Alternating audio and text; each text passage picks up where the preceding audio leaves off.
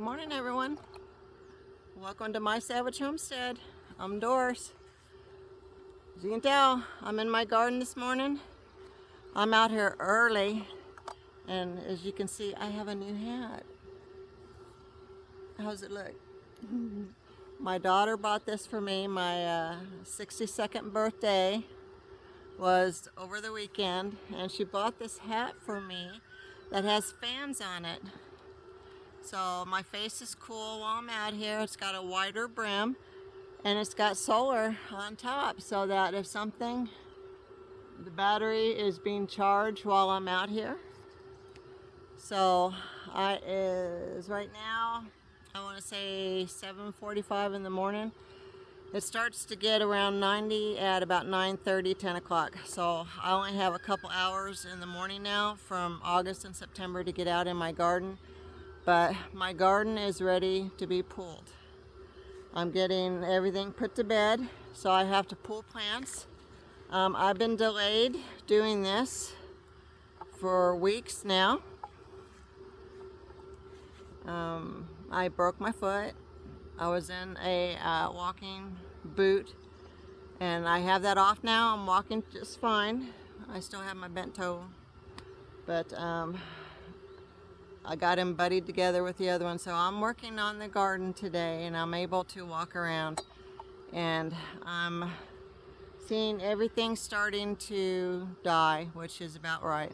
Should have died right around first part of July, mid-July, but we had such a mild early summer that I got to keep everything. So let me show you what I've done so far on the garden. And then I got to pull plants today, and if there's any like tomatoes and stuff on there, I'm just gonna, even if they're green, I'm gonna pull them and let them turn red in the house. Don't waste anything. So let me show you what we got done. So these were the potato beds, and they now have black plastic on them. We had a problem with Bermuda grass in all the beds, and I've just decided I'm just not going to deal with it. I'm going to cover them up, and hopefully they'll die during the winter time. But all that over there, from the green beans, see how they're dying down? The plants are dying down. Tomatoes are dying down. My corn was a waste of my time this year. My second harvest. I'll go over there and show you in a minute what happened there. And then my green beans are dying back. So I'm gonna harvest what I can this morning. And then I'm gonna try to cover the beds as much as I can before the heat hits. But let me show you what happened to my corn. I ended up just stopped watering this because, as you can tell, I had significant raccoon damage in my second planting of corn. They broke everything down, they stripped it. There's no ear of corn on there anymore. I had 2 little ears on each one, and they came and they just mowed them down. So I'm not going to waste any more water on that. My herbs have to come out. My pumpkins are done. I'm going to harvest those today. So basically, all of this side is going to be pulled, and then where the green bean trellis is up high, all the way down, down. And I might be able to save my peppers, let them go. Right now they're droopy because it's so hot. We got to 103 the last 4 days. So I'm going to be pulling everything out here except for the peppers. My sweet potatoes look really good. I do have Bermuda grass in there, right over there, and that's weeds on the end, which I'm going to pull. But the aphids got a hold of my pumpkins over there. So I'm thinking I'm going to have 6 pumpkins for my pigs, and then the aphids took the rest of it. So late summer planting for South Central Texas is not a thing for me. I've tried. This is my second year. I've tried to extend my season, and it just doesn't work. So I wanted to see if last year was a fluke. So I did it again this year, and apparently it's not a fluke. It just gets too hot about this time, and even with shade cloths, nothing survives. So I'm going to work in this area this morning. I'm going to be pulling cherry tomato plants out of there, and then I'm going to be covering these beds, get them ready for fall, cover them up, because I am only going to plant in these two beds in fall.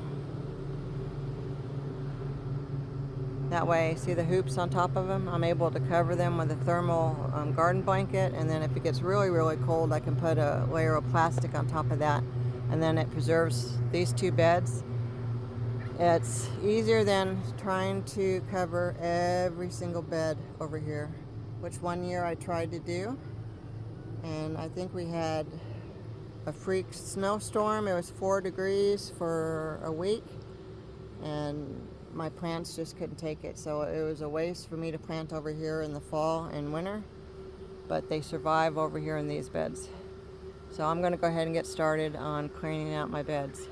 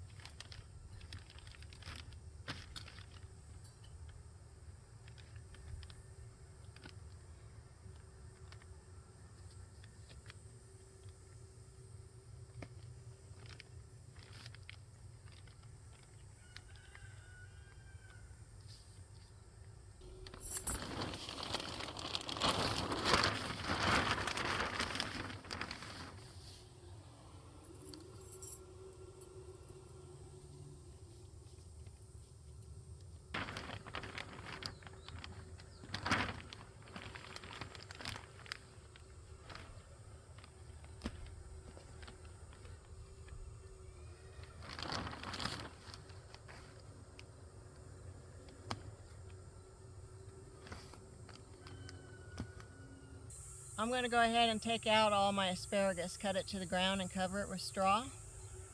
It has grown through the summer.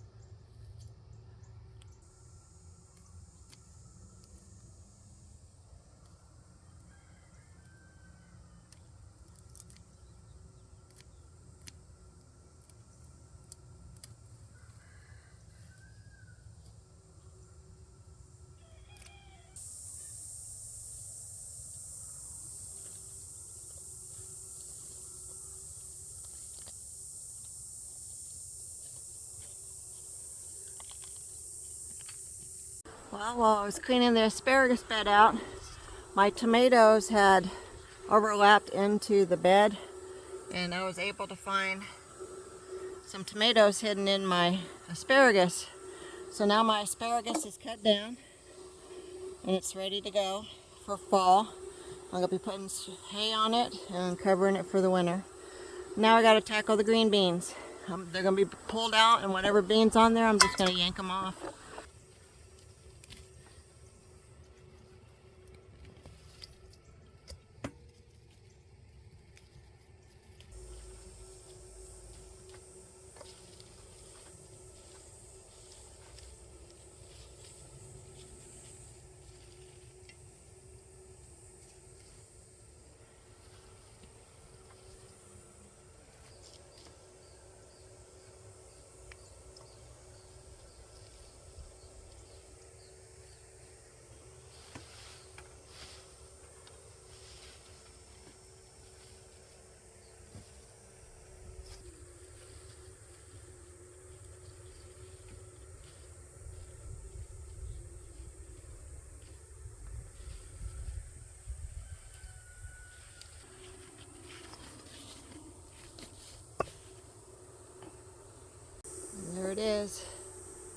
No more green beans.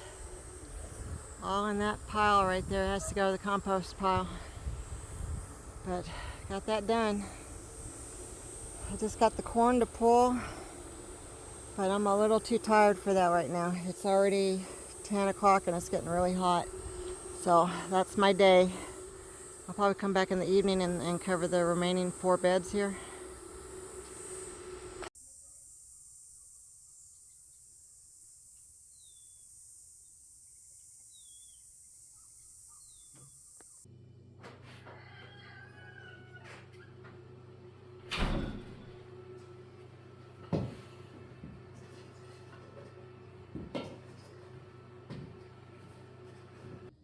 Hi everyone, welcome back. You're watching My Savage Homestead. And yes, my last name is Savage. That's how cool is that name. But today I am going to make a chicken cacciatore for dinner. Now I haven't made a cacciatore in like 2 years. So I was going through all of my recipes and stuff, and I had chicken that was sitting in the fridge. I was trying to figure out what I was going to do with it. And I said, well, I haven't made this recipe in a while. I might as well make it tonight. And I'm going to share it with you. So we're going to make some chicken cacciatore over white rice. So let's go ahead and get started. Okay, let's get started here. You're going to need a Dutch oven. You're going to put it on medium. And you're going to put 2 tablespoons of oil in there. I'm going to add your chicken thighs to the pot.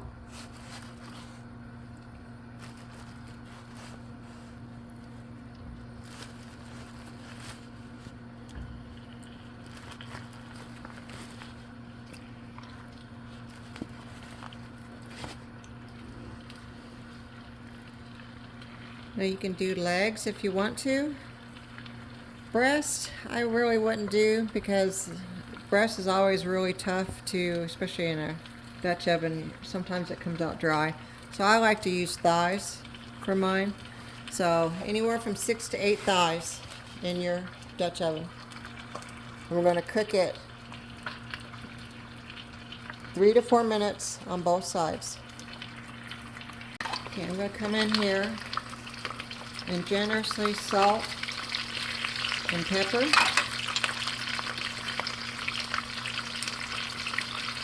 And then after 4 minutes, when you flip it over, you're going to repeat what we just did. You're going to salt and pepper it. So let that cook and get brown on that side, and then we'll get ready to flip it. Okay, 4 minutes on this side already, so we're going to flip them.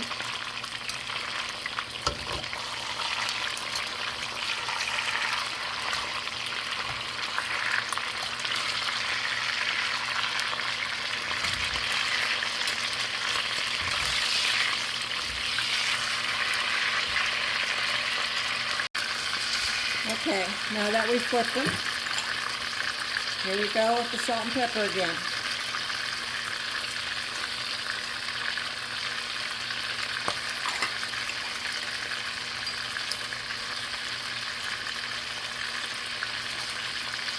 And we're going to let that cook for 4 more minutes.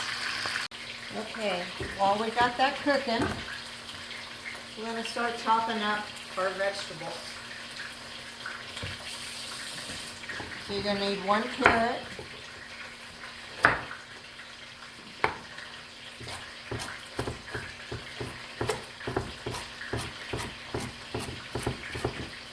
and you're going to cut this up very fine. Okay, now that you chopped up your 1 carrot, you're going to chop up 1 stalk of celery.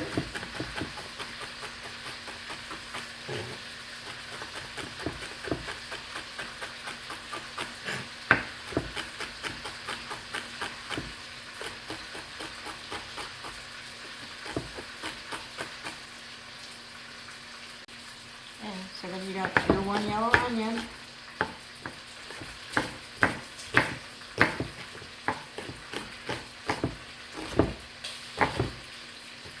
Same way, small pieces.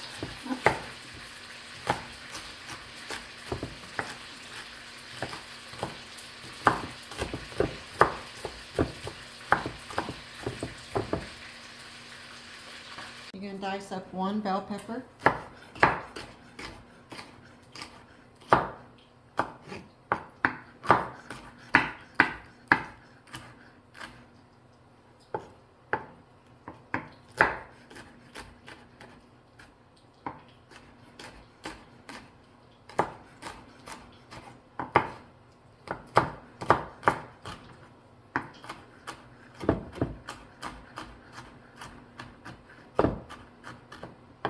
Move that off to the side.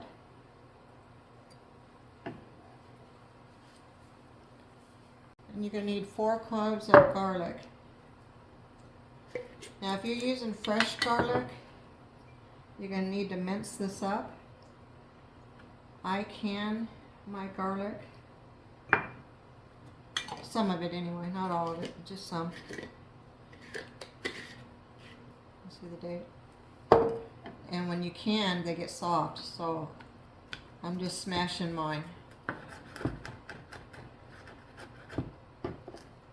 Mine turns into a paste. You want to mince your garlic if it's fresh. So all those are ready to go. You got it: 1 carrot, 1 celery, 1 yellow onion, 1 bell pepper, and 4 of your garlic cloves. Now we're going to add this to the chicken fat that we just cooked. Okay, now that you've cooked it on both sides for 4 minutes each side, you're going to remove it and you're going to put the chicken off to the side.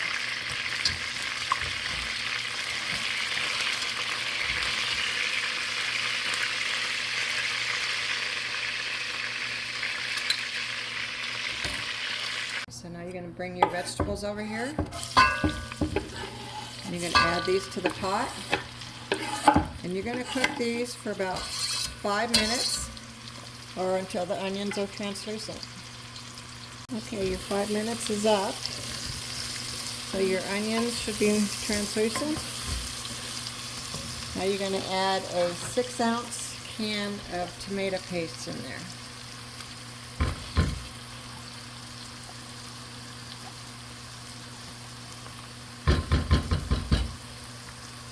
You're going to mix that in with your onions and stuff.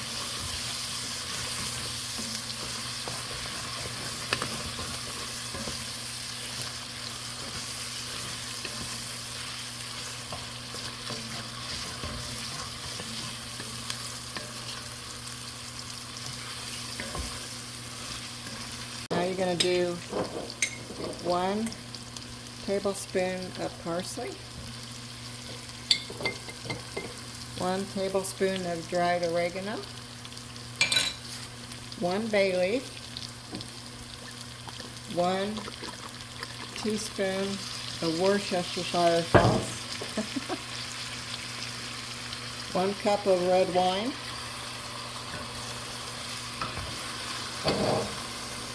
and you need 32 ounces of crushed tomatoes, which these are my tomatoes from last year. And you're going to stir that up. I'm going to put it on low. Get to town taking care of those tomatoes. Want to crush them up. Now if you're going to buy a can at the store, just buy a 32-ounce can of crushed tomatoes. But I haven't bought tomatoes in the grocery store in years. And I hear they're pretty expensive now to buy tomatoes in the can. Okay, so we're going to let that cook for a couple of minutes. Let that marry together. Okay. I let this cook on the stove for 3 minutes so that the seasonings can blend together. And all you're going to do now is you're going to put your chicken back in the pot. You're going to stick it back in there and you're going to make sure that it's covered up.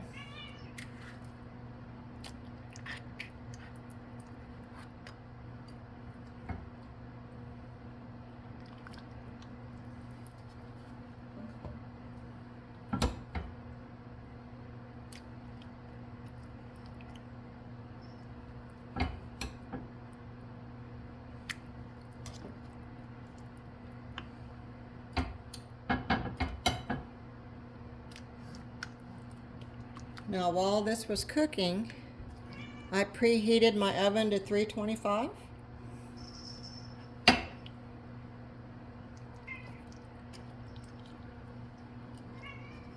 And then we're done here. We're just going to put the lid on.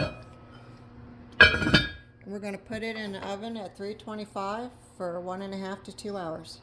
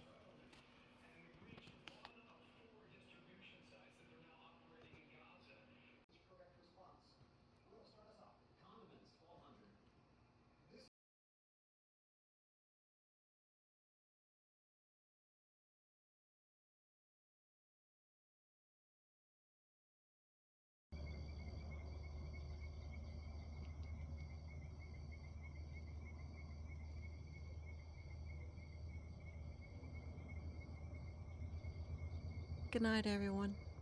Thanks for watching. Don't forget to subscribe.